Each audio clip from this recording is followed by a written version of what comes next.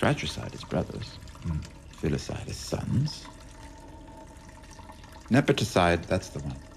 Matricide, patricide, infanticide, suicide. There's no kind of killing that doesn't have its own word.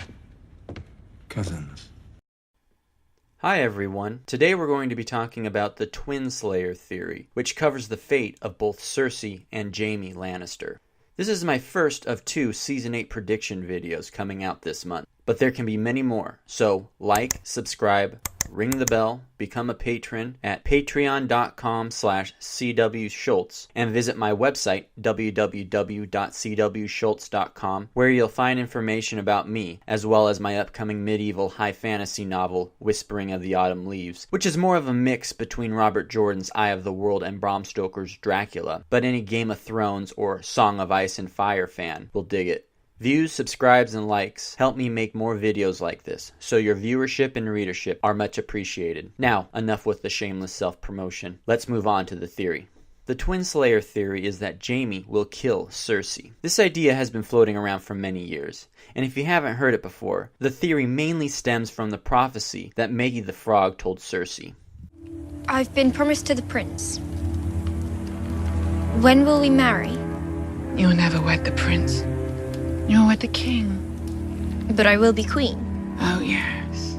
Cersei interprets this prophecy as her betrothed, Prince Rhaegar Targaryen, heir to the Iron Throne, will indeed be king and she will eventually marry him, but only after his father, Aerys, the Mad King, dies, thus making Rhaegar the king, not the prince. In actuality, both Aerys and Rhaegar die, and she marries Robert Baratheon, the man who overthrows the Targaryen dynasty and directly kills Rhaegar. You'll be queen. For a time. Then comes another. Younger. More beautiful. To cast you down and take all you hold dear. Cersei interprets the younger, more beautiful queen to be Margaery Tyrell. This does come true, but that doesn't mean the younger, more beautiful queen will reign forever. As we see at the end of Season 6, Cersei takes back the Iron Throne from Margaery, making her queen regent again, but for a very short period, and after Tommen throws himself from the highest window in the Red Keep, Cersei becomes queen yet again. However, Maggie the Frog might be referring to a younger, more beautiful queen that is not Margaery, but rather someone else hiding in plain sight. The sister of her formerly betrothed Rhaegar, Daenerys Targaryen. Will the king and I have children? The king will have 20 children. And you will have 3.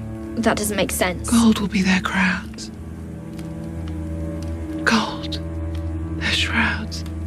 This one is very difficult to misinterpret, and Cersei's 3 children, Joffrey, Myrcella, and Tommen, end up dying before she does.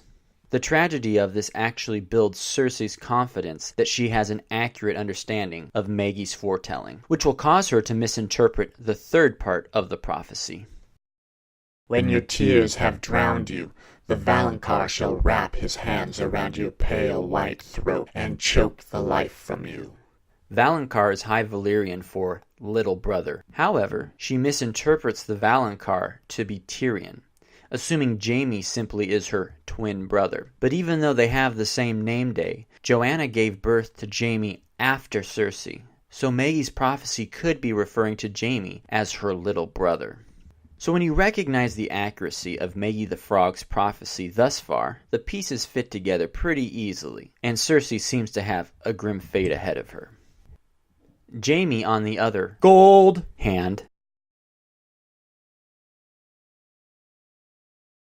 where does his fate play into this theory? How does he come to kill Cersei? Well, I have a theory for this in another video. Here, I'd like to discuss why Jaime killing Cersei fits his arc. At this point in the story, we have seen Jaime rebounding from many of his faults, so a lot of discussion when it comes to his fate is he going to have a tragic ending or a happy one?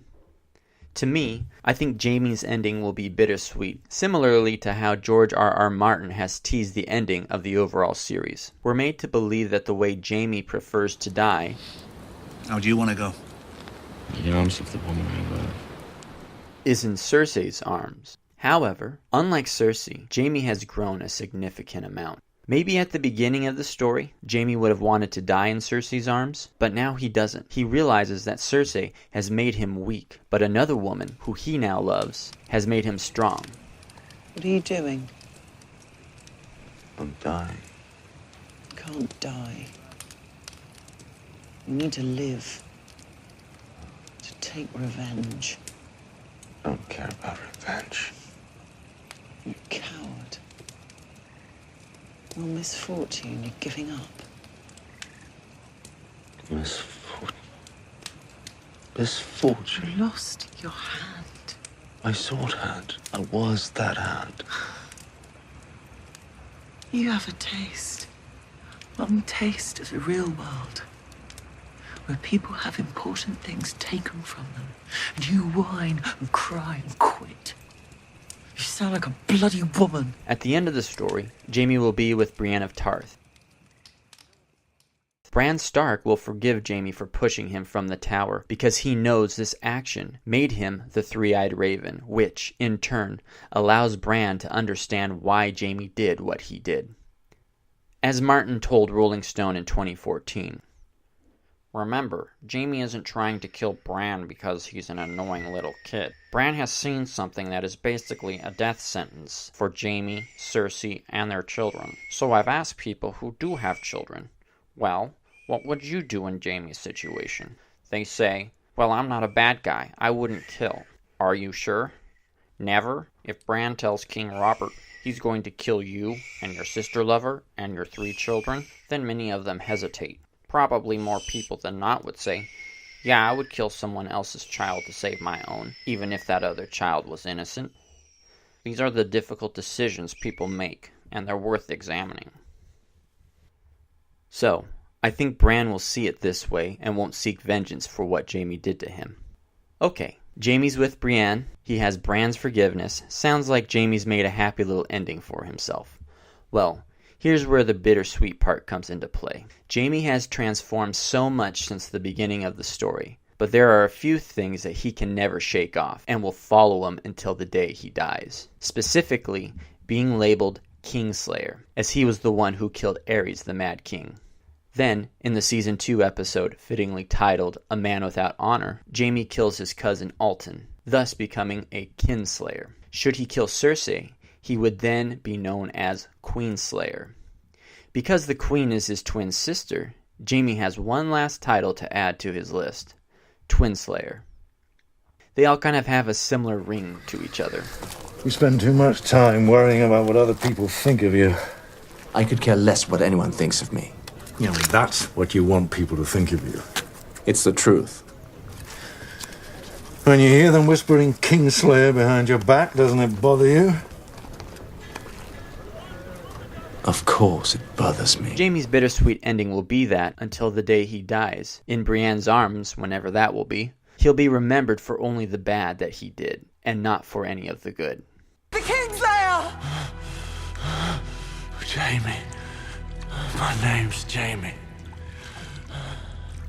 Only Brienne, Bran, and the viewer will fully understand Jaime Lannister.